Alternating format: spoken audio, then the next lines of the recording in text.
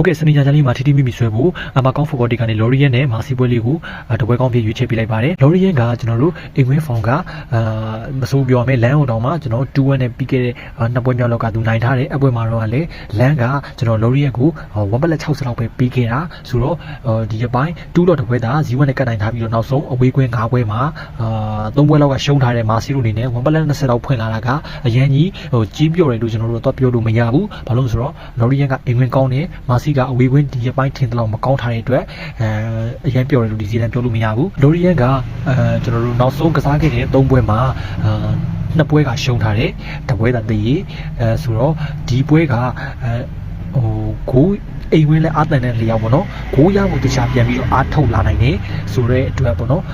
ကျွန်တော်တို့အဝေးကွင်းလဲမာစီကအခန်းကျရန်ကြီးမကြည့်ဘူးဆိုတဲ့အတွက်ကိုလဲပေါ်ကောင်းပေါ်လာနိုင်လို့ယူဆမိတဲ့အတွက်မာစီတဲ့ကစားပေါက်ပိုကောင်းတယ်ကျွန်တော်တို့လမ်းကပေးတဲ့ဈေးတဲ့တောင်ပိုမြင့်နေပေါ့နော်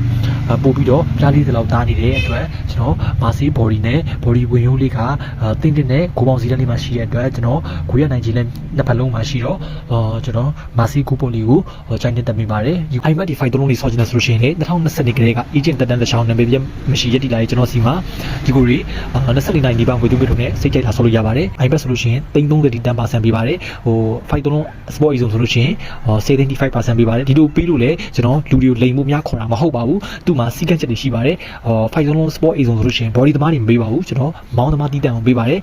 ကျွန်တော်ဒီ iPad ဆိုလို့ရှိရင်လေသူ့မှာတတ်မှတ်ထားတဲ့တီကိုလေးဆော့ပေးရပါတယ်ဖော်တဲ့စီကံလေးရှိပါတယ်ဒီကိုရအောင် good night ပါအဆင်ပြေကြပါတခင်ဗျ